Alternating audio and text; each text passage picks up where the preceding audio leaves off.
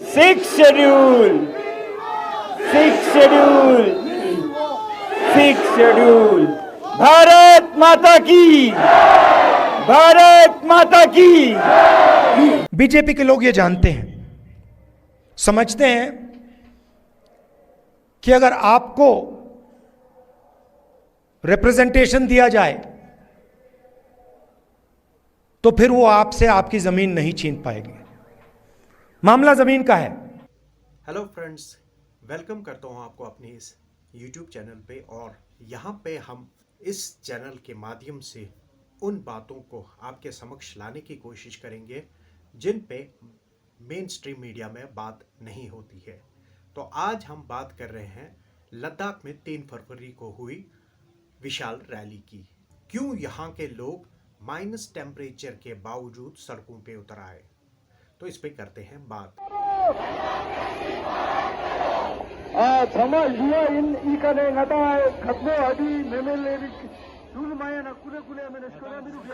कहा जाता है कि लद्दाख के इतिहास में आज तक इतनी बड़ी रैली नहीं देखी गई है। लाइन ऑफ कंट्रोल के साथ लगे गांव के साथ साथ दुनिया के सबसे ऊंचे मोटरेबल रोड खारदुंगला को पार करते हुए नुब्रा के लोग यहां पर पैदल पहुंचे। ये रैली लेह के रेडियो स्टेशन से चलते हुए लेह गेट तक चली।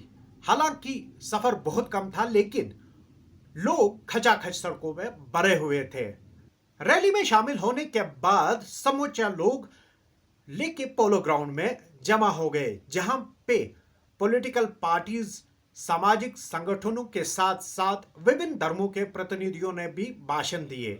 लेकिन लोगों का यह जमावड़ा इस बार भी मीडिया की नजरों से ओझल ही रहा। लद्दाख के लोगों को लग रहा है कि 370 हटने के बाद जो वादे किए गए थे वो सिर्फ दिखाने भर के लिए थे। लद्दाख के पर्वतों को देश के उद्योगपतियों की नजर लग चुकी है। अब इनको इस बात का डर लगने लगा है लद्दाख का हाल हिमाचल और उत्तरांचल जैसा ही ना कर दे। हमें ये पता चला कि ऐसा भी नहीं है। केंद्र सरकार में केंद्र के नेता, मंत्री, गृह मंत्री सब लद्दाख के हितैषी हैं, भला चाहते हैं, देना चाहते हैं। हमें फिर ये पर्दा जो हमारे बीच में केंद्र के साथ आ गया था वो पर्दा फाश होते हुए नजर आया और पता ये चलने लगा कि कुछ औद्योगिक गुट, ट्रियल लॉबीज जैसे माइनिंग, खनन, जिनको लद्दाख के ये वादियों में, पहाड़ों में, पर्वतों में पैसा दिखता है, जो कल की नहीं सोचते, आज की लूट मचाने में लगे हैं। हिमाचल में, उत्तरांचल में, पूरे हिमालय में, जिसका खामियाजा यहाँ के लोग हिमालय में भुगत रहे हैं। आप देख रहे हैं हिमाचल प्रदेश में क्या हो रहा है। ये अंधाधुंध विकास के नाम पर जो उद्योग का तांता लगा हुआ है, यही आप उत्तराखंड में देख रहे हैं। अब लद्दाख के दरवाजे पे दस्तक देने जैसे ही यूटी घोषणा हुई तो ऐसे घरानों ने, ऐसे गुटों ने, लॉबीज ने यहाँ अपना सर्वेक्षण करना शुरू किया और हमारे जो नेता हमारी आवाज़ को ले जाने के लिए चुने गए थे लद्दाख से, वो हमसे ज़्यादा उनके असर में आए और उनके साथ मिलकर वो लद्दाख को बेचने लगे, खरीद फरोख्त करने लगे। और वो आप तक ये संदेश देने लगे कि ये संरक्षण यहाँ किसी को नहीं चाहिए। ये संरक्षण, ये 6 शेड्यूल, ये 2-4 लोगों की, कुछ पॉलिटिकल पार्टीज, कुछ ऑपोजिशन की मांग है। इस पे आप ध्यान नहीं दीजिएगा, ये रखिएगा। क्योंकि उन्हें पता था कि अगर लद्दाख पर 6 शेड्यूल आ जाए तो फिर ये उद्योग मनमानी नहीं कर पाएंगे, खिलवाड़ नहीं कर पाएंगे। तोड़ मरोड़ जो पर्वतों का हुआ है हर जगह, वो सब यहाँ नहीं हो पाएगा।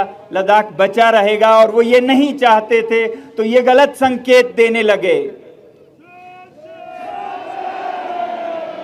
तो जब उन्होंने ये कहा कि ये कुछ ही लोगों की मांग है, तब लद्दाख के लोगों ने आपको जवाब संदेश देने के लिए, अपने पैरों से वोट देने के लिए आज यहाँ पर हजारों, दसियों हजारों में लोग जमा होकर इस ठंड में, ये जताने के लिए आए हैं कि हम सब इस मांग के साथ हैं। आप इस बहकावे में ना आए जो कुछ मतलबी लोग वेस्टेड इंटरेस्ट आप तक पहुंचा रहे हैं।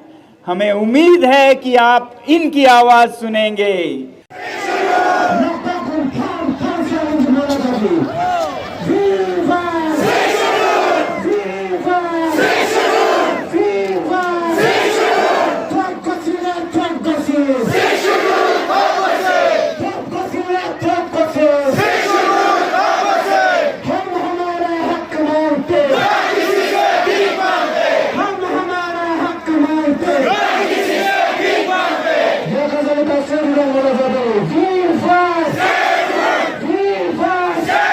राहुल गांधी की भारत जोड़ो यात्रा के पहले चरण में राहुल गांधी लद्दाख का रास्ता बंद होने के कारण श्रीनगर तक ही पहुंच पाए थे। जोजिला पास बंद होने के कारण वो करगिल और लेह नहीं जा पाए थे, लेकिन यात्रा समाप्त होने के बाद राहुल गांधी ले चले गए। लद्दाख पहुंचने के बाद यहां पे एपेक्स बॉडी और डेमोक्रेटिक अलायंस के रिप्रेजेंटेटिव्स अलग अलग राहुल गांधी से मिले और उनके साथ उनके जो भी कंसर्न्स है वो साझा किए और राहुल गांधी ने भी उन्हें आश्वासन दिलाया कि उनकी बात, जो भी उनकी मांगे हैं, जो उनकी भी बातें हैं, वो संसद में उनकी तरह से रिप्रेजेंट करके वो बातें सामने रखेंगे। लेकिन ये सब देखने और सुनने के बाद भी केंद्रीय सरकार का ध्यान अभी इस ओर नहीं हो रहा है और ये मांग अब आंदोलन का रूप ले रही है। पार्लियामेंट में अदानी जी का भाषण दे दिया तो वो डायरेक्टली मोदी जी को मतलब अच्छा नहीं लगा, तो प्रॉब्लम ये थी।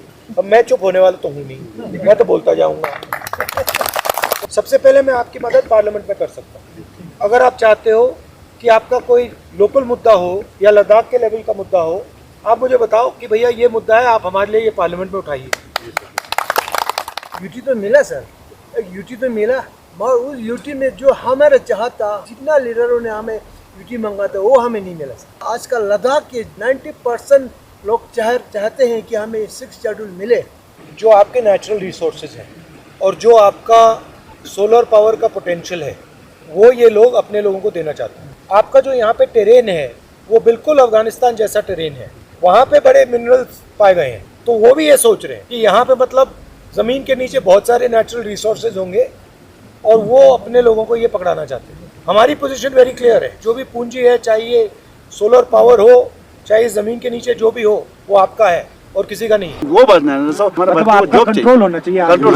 हम एक जमीन पर करना चाहिए। इससे अच्छा तो जम्मू कश्मीर के नीचे अच्छा था सर। क्यों बोलो ना सर, पहले हम गाँव वाला मिल के एक आदमी को कोई जमीन नहीं होगा तो निशाना लगा कि गाँव वाला माना कि हाँ ठीक है भाई तेरे को हक है, तुम इसमें घर बनाओ।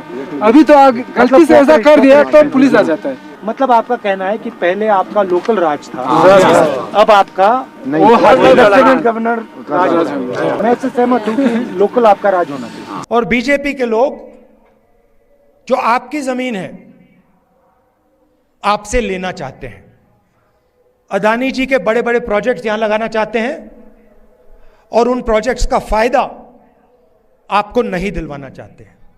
हम ये कभी होने नहीं देंगे।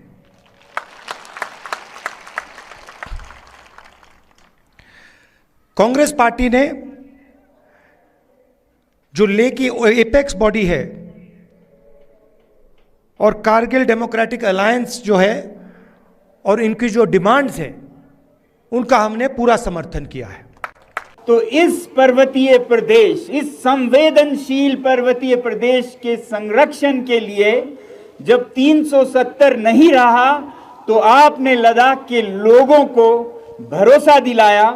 आपके सरकार के मंत्रियों ने, नेताओं ने यहां आकर दिल्ली से बार बार हमें आश्वासन दिया कि लद्दाख को भारतीय संविधान के अनुच्छेद 244 के 6वें शेड्यूल में संरक्षित किया जाएगा। ये भारत के नेशनल कमीशन फॉर SC/ST के मिनट्स में छपे हुए हैं। ये आश्वासन यहाँ पोलो ग्राउंड से दिया गया। ये आश्वासन ट्राइबल जनजातीय मंत्री से, न्याय के लॉ मिनिस्ट्री से, होम मिनिस्ट्री से, हर तरफ से हमें ये आश्वासन मिला।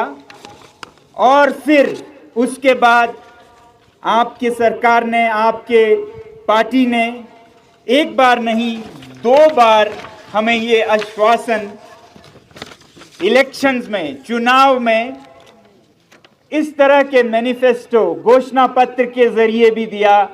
ये मैं आपको फिर याद दिलाना चाहूंगा और धन्यवाद करना चाहूंगा लद्दाख के इन तमाम लोगों की तरफ से।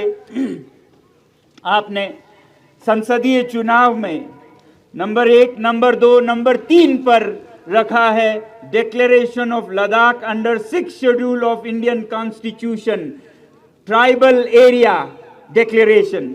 ये पार्लियामेंट्री इलेक्शन में आश्वासन दिया गया था 2019 में। और फिर 2020 में जब लद्दाख के लेह जिले में यहाँ का सबसे प्रतिष्ठित चुनाव हुआ पर्वतीय काउंसिल का, हिल काउंसिल का, तो फिर पहले नंबर पर इस मैनिफेस्टो में यही मुद्दा है, constitutional safeguard for Ladakh under 6 schedule of Indian constitution. तो ये आपने हमारे साथ वादे किए, आश्वासन दिए, इन सब का हम फिर धन्यवाद कहना चाहते हैं, क्योंकि हम सोचते हैं कि देर हुई है 3-4 सालों का, मगर अंधेर नहीं है, हमारा ये यकीन है। तो हमारा यकीन ये है कि जब आपने ये आश्वासन दिए तो आप इसे देर सवेर पूरा ज़रूर करेंगे। मगर दुख के साथ ये कहना पड़ रहा है कि इन घोषणाओं के बाद एक सन्नाटा सा छा गया कुछ महीनों के लिए, फिर 1 साल के लिए, फिर नकारात्मक संकेत मिलने लगे कि ये नहीं मिलने वाला है। फिर यहाँ लेह में तो जो 6 शेड्यूल शब्द को उच्चारण करे उन पर ज्यादतियां होने लगे, बच्चों को पकड़ा जाने लगा। और हमने सोचा कि शायद जिन नेताओं पर हमारा इतना भरोसा था वो नहीं रहा। सड़कों पर उतरकर मांग कर रहे लोगों की खास मांगों पर गौर किया जाए तो इनमें पहले लद्दाख को राज्य बनाने की मांग है, संविधान के 6 अनुच्छेद यानी 6 शेड्यूल को लागू करना है। तीसरी मांग के तहत जनजातीय क्षेत्र यानी ट्राइबल एरियाज में स्वायत्त जिले बनाने का प्रावधान करना है। केंद्र शासित प्रदेश लद्दाख की अगर हम बात करें तो यहाँ की कुल आबादी करीब 3 लाख के आसपास है, जिनमें से करीब 95% पॉपुलेशन ट्राइबल्स की है।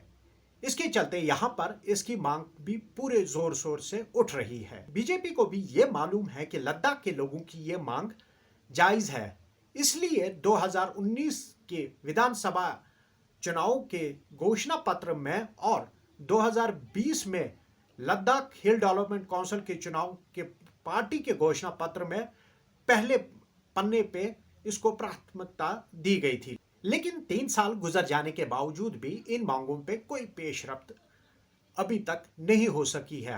हालांकि केंद्र सरकार ने इसको देखने के लिए एक हाई लेवल कमेटी का भी गठन किया है और जिसकी मीटिंग पिछले साल दिसंबर के महीने में हुई, लेकिन मीटिंग के दौरान रिप्रेजेंटेटिव्स को यह कहा गया है कि आपने अपनी डिमांड जो है वो लिखित में नहीं दी है और इसकी जो अगली तारीख रखी गई है, जो अगली मीटिंग होनी है वो 20 फरवरी को होनी है।